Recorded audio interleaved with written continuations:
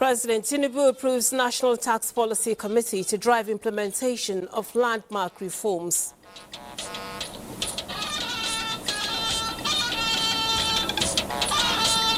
Information Minister slams agents of discord as federal government takes decisive measures to tackle insecurity. We urge that you also add your voices in support of our ethno-religious uniqueness. Nigeria rolls out ECOWAS biometric ID card for ease of travel and enhancing commerce within the sub-region. If you are not traveling outside of ECOWAS, then you have no business with international passport. Good evening, I'm Lami Ali, and you're watching the NTA Network News live from Abuja.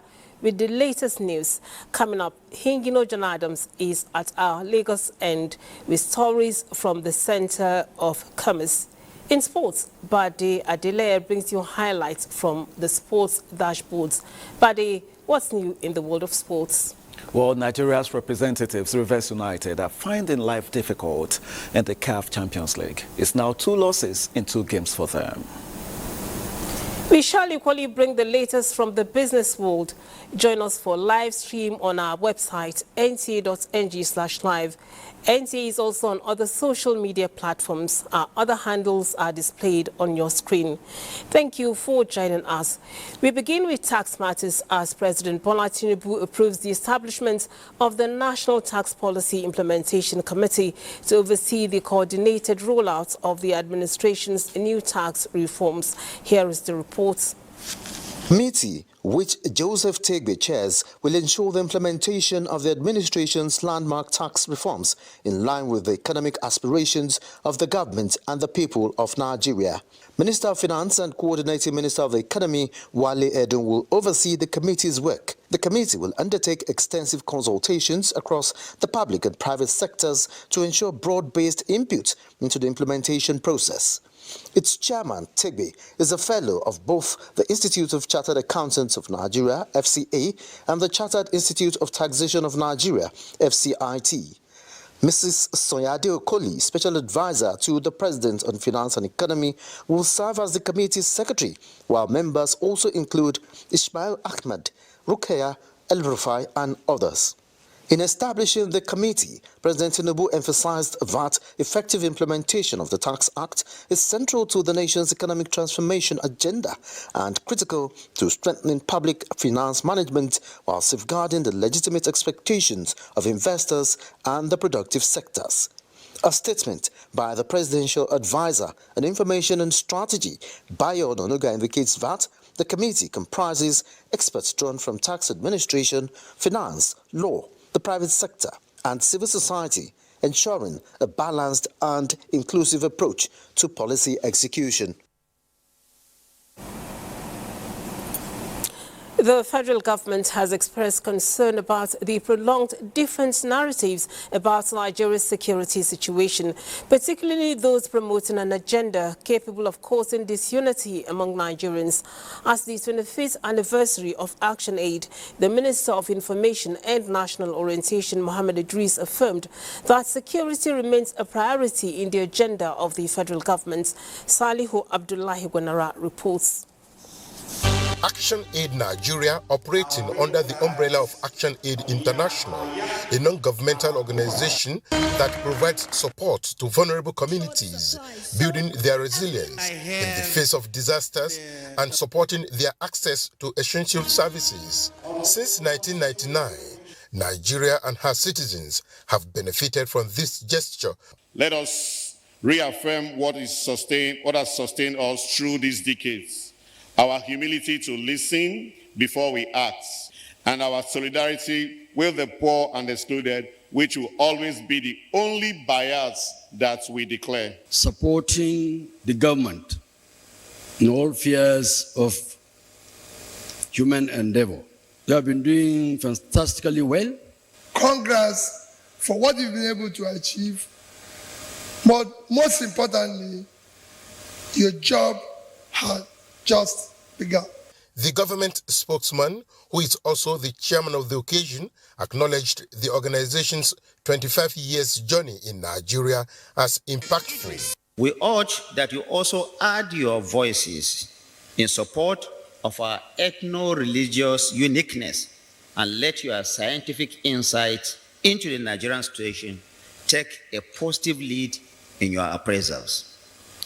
Let me reassure Nigerians and our partners here today that the government of President Bola Ahmed Tinubu will continue to respond swiftly, decisively, and compassionately wherever citizens, especially children, are in danger. Our children must be safe in their schools, safe in their communities, and safe in their homes. But only by working together can we achieve this purpose. He is confident that the federal government's innovative ideology through youth empowerment, the creation of the Ministry of Livestock, and humanitarian services by the relevant ministry are all geared towards fighting injustice and poverty in Nigeria.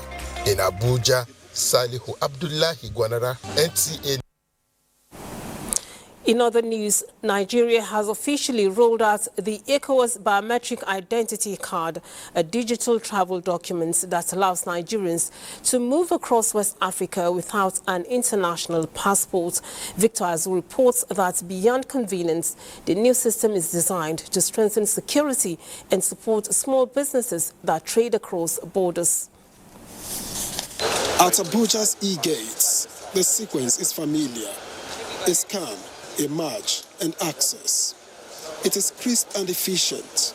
It is this same choreography that the new ECOWAS National Biometric Identity Card, the NBIC, will replicate for regional travel, replacing the old paper Emergency Travel Certificate, ETC. Comptroller General of Immigration, Kemi Nandab, says the digital card ties every traveler to a verified biometric identity, making movement easier for legitimate travelers and harder for criminals exploiting porous borders. It serves as a biometric travel document for intra-regional mobility. It also serves as a veritable identity card and also as a resident permit for ECOWAS citizens within member states. Nigeria is now the 7th ECOWAS country to roll it out. For small and medium-scale traders who rely on cross-border routes, the card promises fewer hurdles and lower costs. If you are not traveling outside of ECOWAS, then you have no business with international passport. So this provides a means of travel for our small businessmen. Unlike the passport, the NBIC is built specifically for West Africa, a compact biometric card backed by a shared ECOWAS system, created to make borders easier to cross and security easier to maintain. In Abuja, Victor Azu, NTA News. Now, the Minister of State for Defense, Mohammed Bello, says Nigeria must invest in both human and technology to combat evolving security threats. Defense correspondent Ismail Musa reports that the minister stated this at the end of the 2025 Chief of Defense Intelligence Conference, which closed. The conference created an avenue for stakeholders to reassess traditional intelligence methods and explore fresh, data-driven approaches with deliberations focusing on integrated multi-source intelligence, leveraging emerging technologies, enhancing human intelligence assets, improving interagency collaboration, and adopting new frameworks to protect Nigeria's national interests.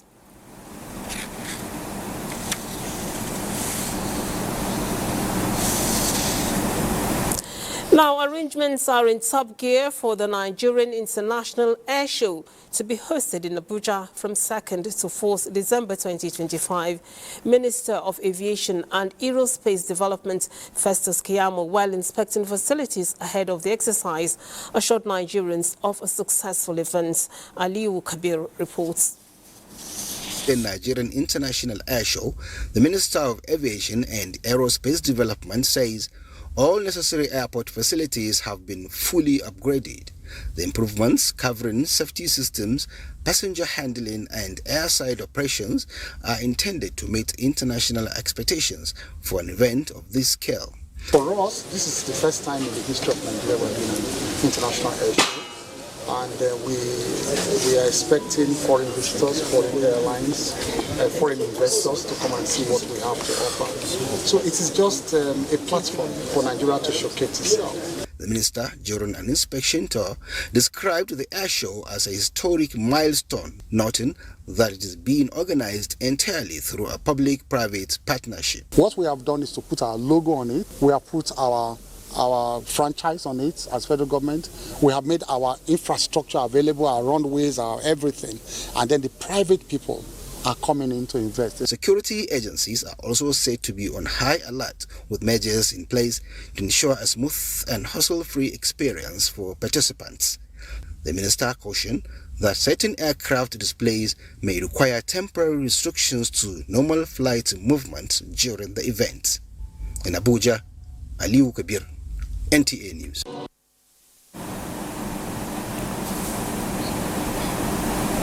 Now, the federal government's vision of digitizing education processes advances with plans to install 4,000 telecommunication towers in underserved areas. Ministers of Education and his communications counterparts say the infrastructure will be the pillar for the nation's first ever national education technology EdTech strategy. Zenret Stigmo reports. Nigeria's digital education journey isn't all too new. However, stakeholders attribute the inability to maximize already existing potentials to improper alignment of investments. This interministry collaboration is needed to provide evidence-based governance, allowing Nigerians to track information on government policies without hitches. We have big 5 subsea cable company in the country that with education data, we can begin to deliver high-speed connectivity to our tertiary institutions. And beyond that now, what about building infrastructures? I think what the Honourable Minister is doing today is opening up and inviting us to support his agenda. And I'm giving my commitment. The private sector bringing solutions to the table and what teachers and students actually experience in classrooms every day.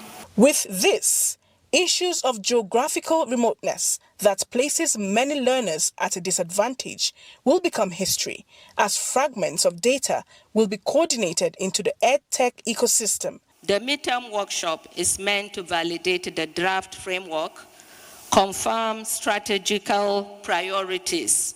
A reconstituted Nigeria Research and Education Network, NGREN, and Tertiary Education Research Applications and Services Governing Board was also inaugurated to ensure the new strategy is effectively resourced, managed, and implemented. In Abuja, Zenret Stigmo, NT News. The House of Representatives is to engage relevant stakeholders to address what it calls lopsidedness in the establishment process at federal universities. This was the stand of the House Committee on University Education during an oversight to Obafemi Awolowo University in Ife in the Southwest Zone. National Assembly correspondent Muhammad Rabiu Ali tells us more.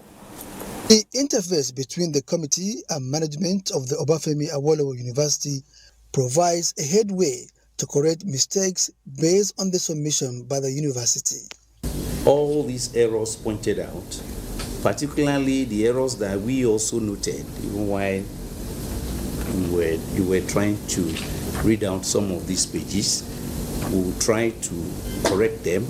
At the University of Ibadan, the committee scrutinizes documents forwarded by the management, faulty information provided.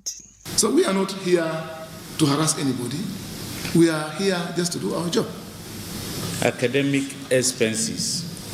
And you lump everything and say you spend 510 million naira. The money for maybe stationaries and so on and so forth. So maybe that is why, it appears that you have surplus, but those surplus may not be available.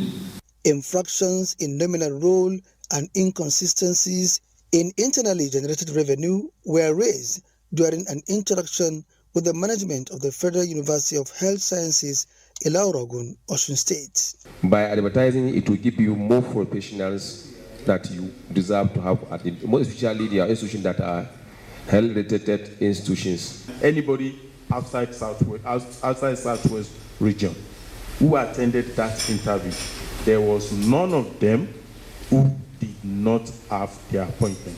Federal University of Medicine and Medical Sciences, Abeokuta, and Nigeria French Fleet Badagry, Lagos, also took their turns with the committee.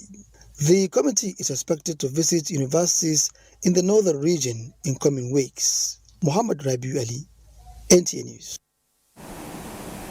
You're watching NTA Network News. Time now to pause to bring you some messages. Do stay tuned.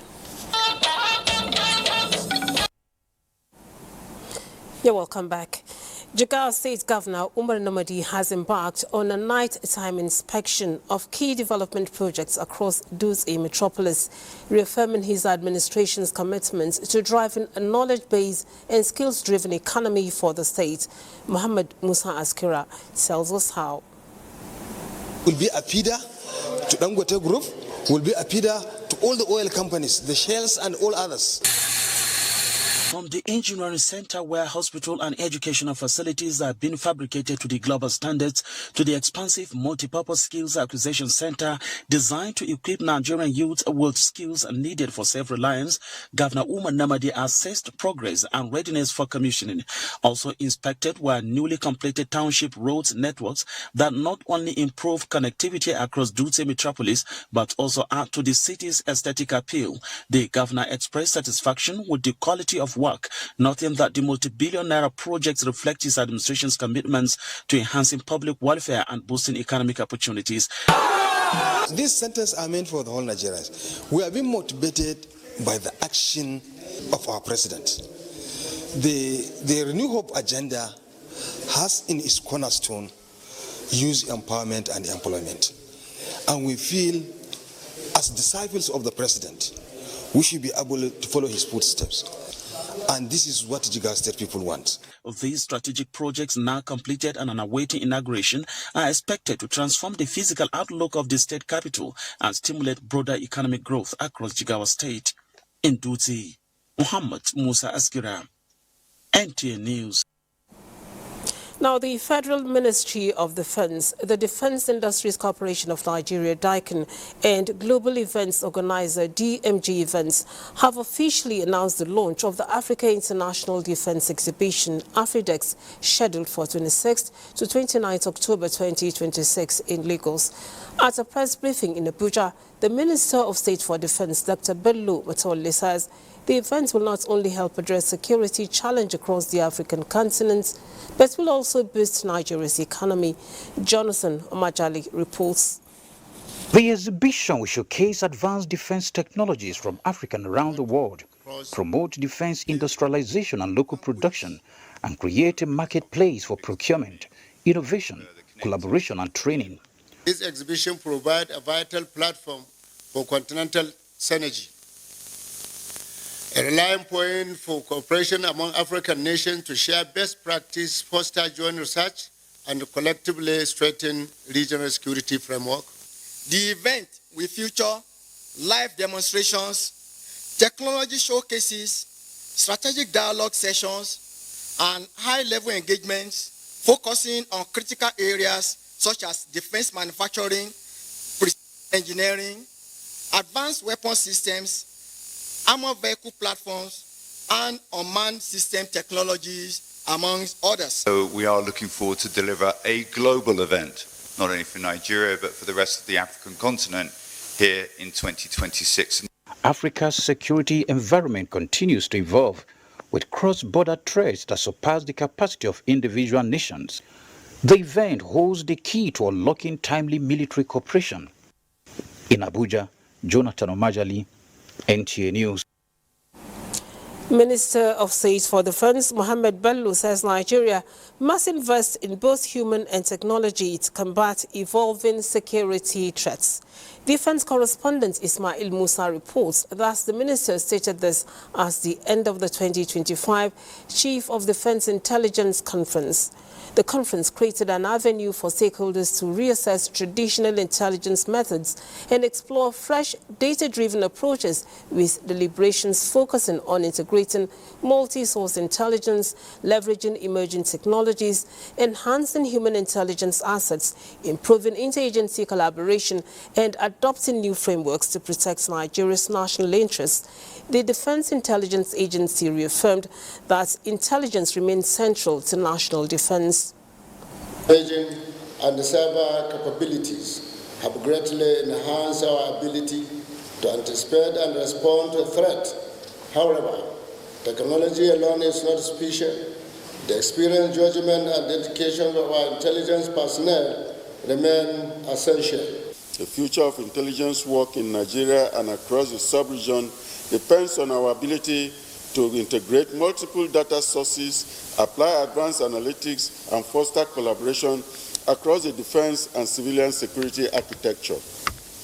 Therefore, let us return to our respective duty posts, reinvigorated and more determined to advance the frontiers of national intelligence and security for development. The event was also to review operational performance and deepen cooperation with defense attaches. Now, the federal government has launched a national agricultural traceability and environmental monitoring framework to protect Nigeria from losing over $4 billion in annual export revenue due to the European Union's new deforestation-free regulation. Musa Baba Ali reports that the government released a white paper outlining Nigeria's EUDR compliance strategy. Regulation EUDR, which requires that certain commodities and products sold in or exported to the EU are not linked to the deforestation or forest degradation. To comply with the regulation before 30th December 2025 deadline, Nigeria has shown strong commitment to meeting this deadline. The Federal Ministry of Agriculture and Food Security therefore released a white paper outlining the country's EUDR compliance strategy and signed a memorandum of understanding with the National Space Research and Development Agency, NASDRA. Under the MOU, NASDRA will provide satellite imagery, real-time monitoring, geospatial mapping, and technical expertise. The ministry will oversee farmer registration, policy integration, and the nationwide rollout of the traceability framework. Nigeria faces the risk of losing over $1 billion in direct export earnings and more than $3 billion in total economic value each year if we fail to adopt. We cannot allow this level of exposure to place our farmers or our national economy at a disadvantage. The foray of Nigeria into space is not an ego tripping, sir. It is because of the needs for food security, infrastructure development, national security, and many more. President Bola Tinubu has approved the acquisition of 4 new Earth observation satellites, 3 high-resolution optical satellites, and 1 synthetic aperture radar satellite to boost Nigeria's geospatial capabilities in agriculture, security, and infrastructure monitoring. Musa Baba Aliyu, NTA News. The Presidential Initiative on Unlocking the Healthcare Value Chain, PVAC, has hosted a high-level health delegation from Barbados, led by Senior Minister of Health and Wellness, Dr. Jerome Walcott, in Abuja. At a roundtable with heads of Nigerian health agencies, the discussions centered on strengthening primary health care, boosting pharmaceutical research, and improving the operations of Nigeria's sovereign health fund. Dr. Walcott noted that both nations face similar health challenges and stand to benefit from shared solutions. PVAC National Coordinator Dr. Abdul Mukhtar said the engagement reviewed common constraints and identified new opportunities for collaboration. system, work done in research and development in the pharmaceutical region, work with your sovereign health fund, and all the various entities. We share similar problems, certainly overall in healthcare processes and policies and development. And this gave me a deeper insight into what is happening in Nigeria, and a lot is happening. Issues around human resources, and we've agreed to share some of the policies that His Excellency President Bola Ahmed Tinubu has put in place around managed migration policy in the health sector that Dr. Patti is also leading.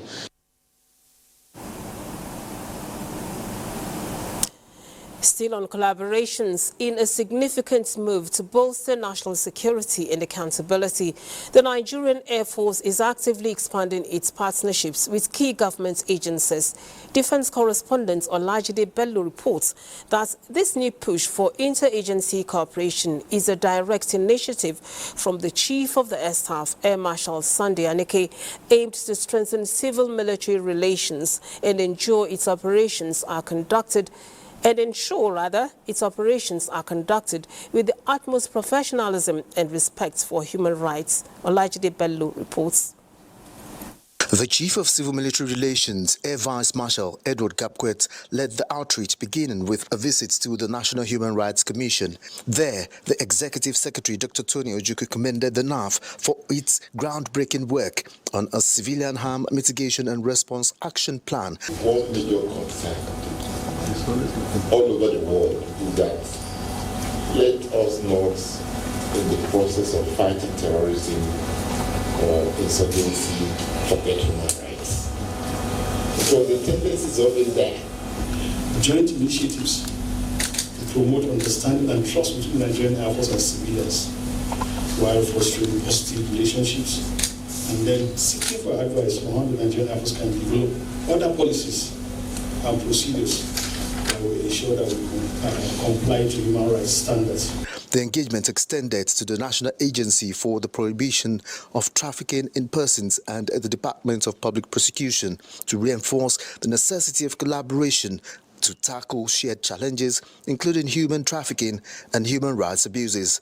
The widened stakeholder engagement signals a new chapter for the Nigerian Air Force, one where interagency synergy is central to its mission of securing the nation while safeguarding the rights and welfare of its citizens. Olajide Bello, NTA News. Network News continues in Lagos with Hengino.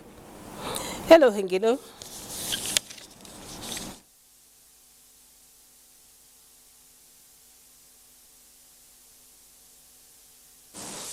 And welcome to Lagos. Nigeria-South Africa Chambers of Commerce celebrates 25 years of fostering trade collaboration between both African nations, resolving to continue building together with renewed vigor. Lanre Gbele was at the appreciation dinner, which also doubled as an award program to honor institutions and individuals in the trade group. For a quarter of a century, the trade group has created a milestone that not only reflects longevity, but sustained impact, resilience, and deep commitment to African economic integration, and stands as a powerful symbol of cooperation between two countries with the largest economies. Guests urged the Nigeria-South Africa Chamber of Commerce to continue their contribution to Africa's continental trade narrative, being business relations model for inter-African cooperation from Lagos to Johannesburg. Businesses exploring the South African market have benefited from the Chamber's support, networks and market intelligence. NSACC is indeed a trusted voice on bilateral trade reforms. South Africa and Nigeria are amongst the 4 biggest economies in the continent. And it is up to South Africa and Nigeria to industrialize themselves so that they can industrialize the rest of the continent. The journey has been remarkable in the sense that our chamber has served as a catalyst, building trust between the two countries. So if we take South Africa's technological advancement, manufacturing capability, and we merge that with the power of the Nigerian people, I think both countries would really redefine things. The celebration also made the trade group recognize and celebrate companies and individuals' sustained support over the years. People of these good countries. Established 19th May 2000 as a member-based non-profit trade organization, the trade group has dedicated themselves to strengthening economic and commercial ties, using strategic interface to support bilateral businesses between Nigeria and South Africa. In Lagos, Larry Bilayi, NTA News. It was an amazing evening of class and prestige as Budweiser Nigeria unveiled its latest premium beer, All Rise brand, that speaks of royalty. Adeola Komiakere reports that beer enthusiasts and a consortium of traditional rulers present stamped the seal on the new brand as they witnessed the birthing of Budweiser Royale. The super premium beer, owned by global brewing giant AB InBev and produced by International Breweries PLC Nigeria, unveiled a new chapter in its journey of brewing with the official unveiling of Budweiser Royale to Nigerian consumers. A natural lift in alcohol for a full-bodied, vibrant taste, combined for ultimate smoothness and perfect balance. The scintillating evening was filled with diverse performances. His Royal Majesty Nnaemeka Achebe, the Obi of Onitsha, virtually welcomed guests. As we celebrate, I wish us joy, pride, and unity. Elated top management of Budweiser Nigeria say over the years, International Breweries PLC Nigeria has been engaged in building capacity, people, sustainability and community, and believe that Nigeria and Nigerians deserve nothing less than world-class products. So this idea started with the fascination that we have for this country, and it took us around 1.5 years to 2 years to develop this beautiful liquid and this beautiful brand. One said a beer with an elevated taste, a beer that has a full-bodied, bold flavor while retaining the smoothness that Budweiser is known for internationally. As Nigeria, we're the first in the world to launch Budweiser Royale, a global brand, and it chose Nigeria as the location to launch it. I think it's something we should be super proud of. It's the perfect colors, it's the right blend, it's just giving money. It's something I would describe as very iconic. The evening rounded off with a spectacular performance from Made Kuti. In Lagos, Adeola Komiakere. That's it from here. Time now for some messages. Benny Adams will be back with business news after the break.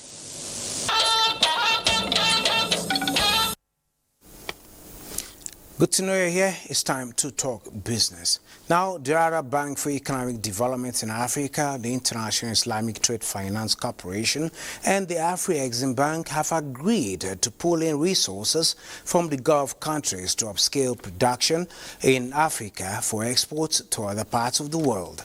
This was at the end of the 5th meeting of the Arab Africa Trade Board of Governors hosted by the Nigerian Ministry of Finance, with the theme From Tariff Challenges to Trade Opportunities, leveraging EFCFTA and the Greater Arab Free Trade Area, GAFTA, for Arab African economies.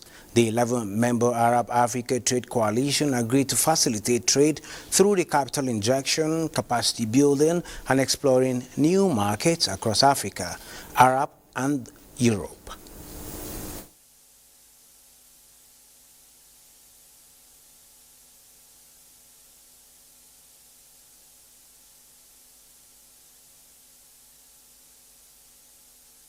We need to establish trade facilitation desks and regulatory harmonization so that we standardize with AFTA and GAFTA protocols that are common across our various countries. We can only help in creating the opportunities and mitigating the risks and educating our people in both continents. Generally, it's a huge opportunity for Africa now with the shift of customs and trade tariff wars. On improving access to finance We have the Bank of Industry, Bank of Agriculture, and we're also trying to recapitalize them, increase their firepower to be able to lend concessionary financing to SMEs.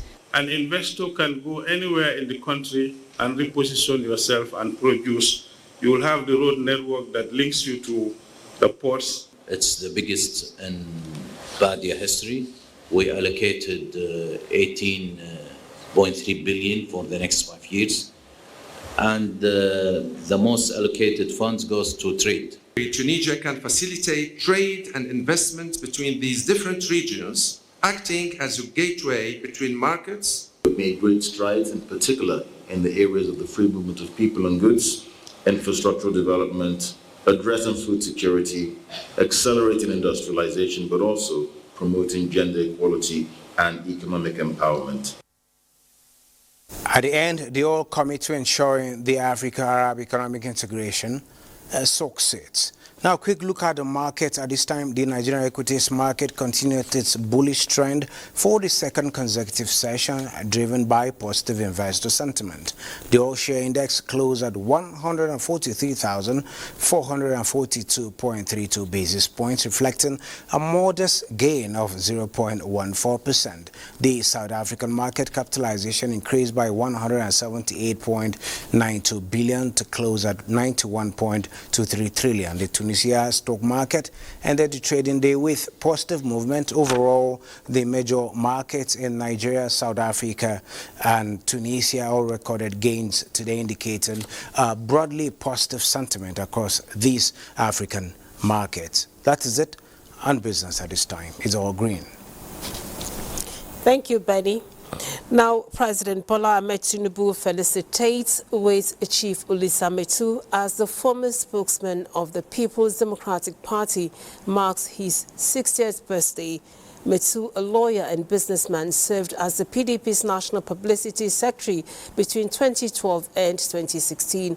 The president commends Chief Metu's contributions to national cohesion, describing him as a steady voice of reason whose efforts have helped bridge partisan and ethnic divides. President Tinubu also acknowledged Metu's humanitarian work and prayed for many more years of sound health and purposeful service to the nation.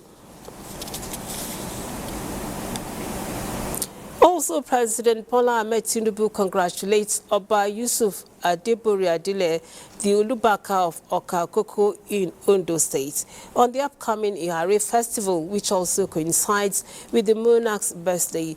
In a statement, the special advisor to the President on Information and Strategy, Bayo Ononuga, says Ihare Festival and initiation into the Elders Council will take place on November 29th and serves as the highlight of cultural celebrations commemorating the 82nd birthday of the revered Olubaka. The President joins the people of Okakoko and Ondo State in celebrating the Renaissance monarch, beloved by many for his dignified comportment and integrity, describing Oba Adile as a principled, wise, and courageous leader.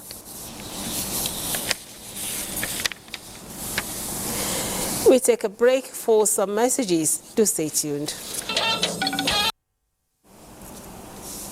Sports news is next. Many thanks, Lami. Let's begin by letting you know that Coach Emmanuel Zacchaeus, the promoter of Nigerian boxer Musa Tokpetajudin, has assured Nigerians that his athlete will clinch the WBA with featherweight title against Benin's Martins Clark-Valley in a bout scheduled for November the 29th in Abuja. He gave this assurance during the pre-match press briefing for the Nigeria versus Benin boxing event. And I'm confident of what I'm saying, that TP Rock is going to win tomorrow.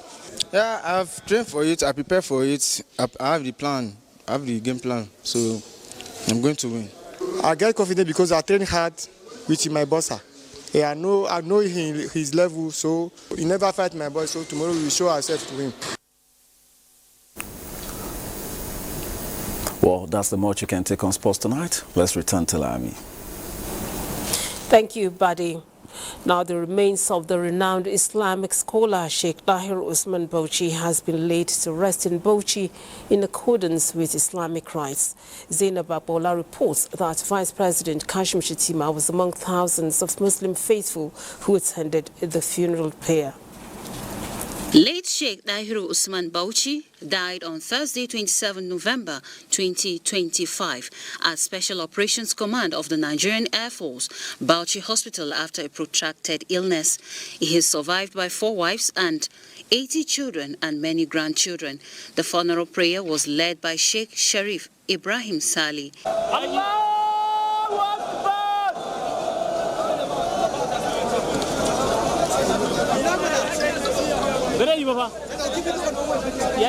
The funeral prayer was attended by federal government delegation led by Vice President Kashim Shettima, former and serving governors, former federal and state lawmakers, ministers, diplomats and captains of industries. The late renowned Islamic scholar was buried at his residence in Bauchi according to Islamic injunctions.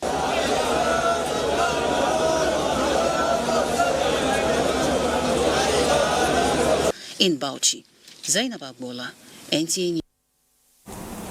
And the All Progressives Congress, APC, mourns the passing of the revered Islamic cleric Sheikh Tahir Usman Bauchi at the age of 101. In a statement, the National Publicity Secretary, Felix Moka, describes Tahir Bauchi as an exceptional leader of the Tijaniya Muslim Brotherhood, preacher and notable teacher of the Holy Quran, an advocate of peace, piety and moral rectitude, whose death has created a yawning void that will be difficult to fill.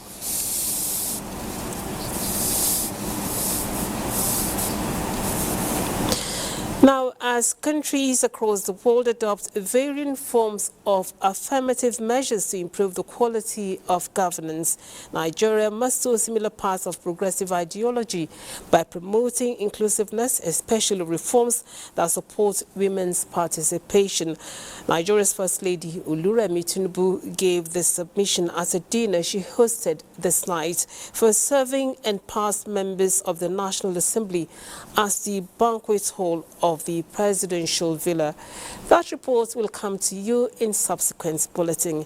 And this is where we come to the end of today's Network News. We thank you for being a part of it.